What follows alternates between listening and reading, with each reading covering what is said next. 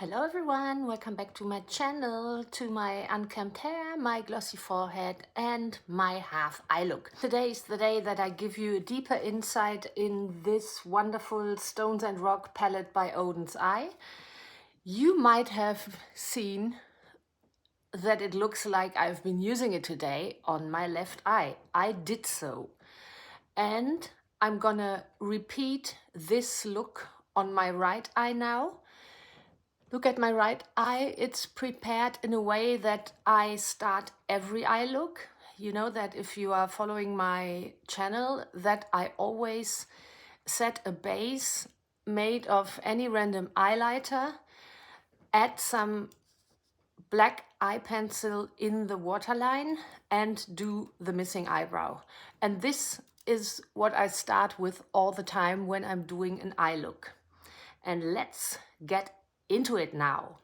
So I grab one of the Oden's Eyes makeup brushes, in this case it's the bigger one, and dip into this color. It's called Madness. I dip it in there, remove the excess and start applying it into my crease.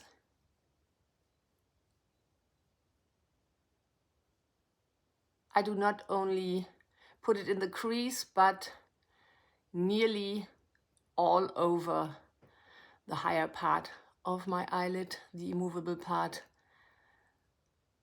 I do apply the biggest amount of color always here to just conceal the worst hood on my eye. On my eyes, it's in this area. And this is what the first step looks like.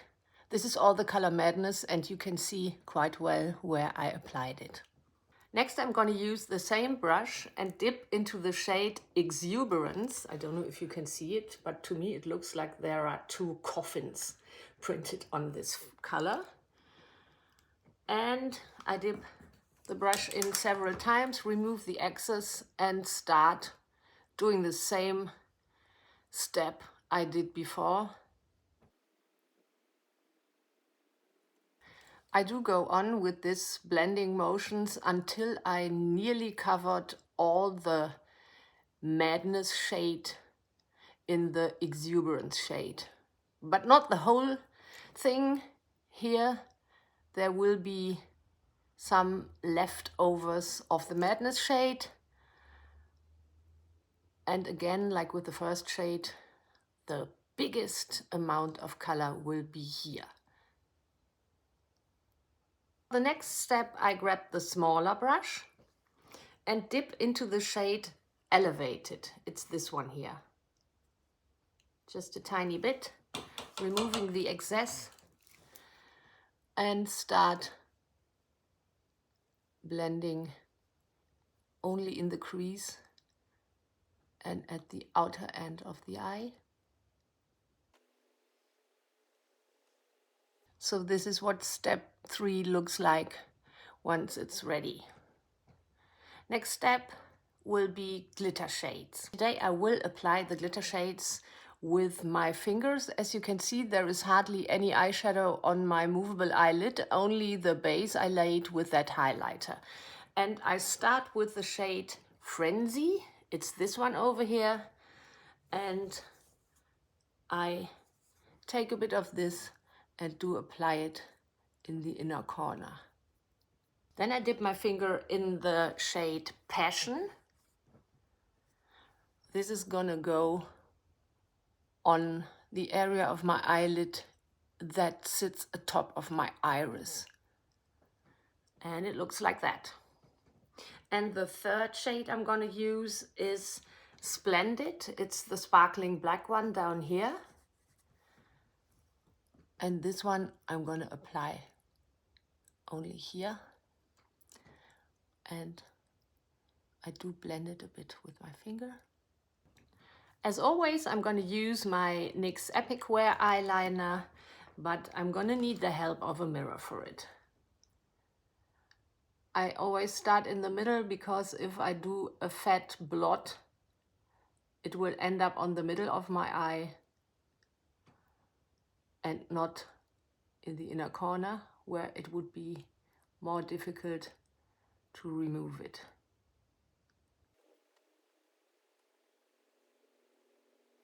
And this is what the eyeliner looks like once it's ready, and now it needs to dry down before I can apply some lashes. And the drying time on the liner I use to check whether my eyes look similar. And I think on this side I should just add some more of the Madness shade. So I grab that first brush again, go back into Madness and add some more of it up here. And I think this did the trick. And now it's lash time. I usually don't use mascara on my teeny tiny natural lashes, maybe only on the lower half. I can do that later. The reason why I don't use mascara is that it always spoils the artificial lashes and makes them greasy and clumpy quicker, so I avoid mascara and only take my usual clip and put the lash in there.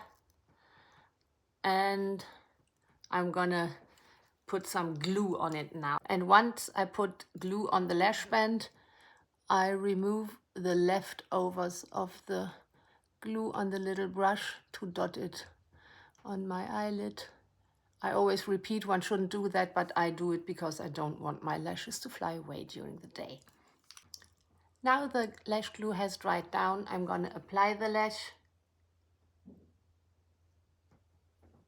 Well, that was easy, wasn't it? Here I am with some information about that lash tool I'm using. You see what it's like? And once I've found these tools, I've never been using anything else, because these clips do allow you to insert the lash in the pre-curved way that it needs to adjust to the shape of your eyelid. And if you use it for a while, you will actually know your exact shape. It's just a feeling, but you can insert it in that way and then you put it on and it's exactly where it should be. That's why I advise everyone to buy something like this. I bought these in some cosmetics outlet in Portsmouth some years ago. I bought just an amount of them, I think 5 or 6 pieces. And but you can buy them at the Chinese Big A or at the other Big A online for cents. They are really great.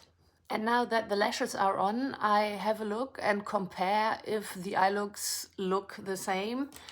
And I think there is yet the need to add some more Madness. That's the name of the shade actually. Here, yes, now it looks quite similar to me, and that was my first Oden's eye look I wanted to share with you. And I wish every one of you the best of days and hope you liked it. Look, this is the finished look. My eyes actually do look a bit muddy today because I'm wearing a specific pair of contacts with a very high prescription, and I need to have perfect vision today as I am doing a tattoo, and these contacts are actually light blue. I don't know why they color them. I think it is to make them easier visible in their little containers, but they always have my eyes look muddy and I can't see anything of my usual green. I'm very sad about that when I did the first really green eye look now. I was hoping this look would have my eyes really pop, but with these strange contacts, it only looks like a green eye look on muddy eyes. And I am very much looking forward what this or a similar look with this palette is going to look like without my muddy contacts, only with the clear ones I usually wear. Thank you for watching. I hope you enjoyed the first look. Have a good time. See you soon.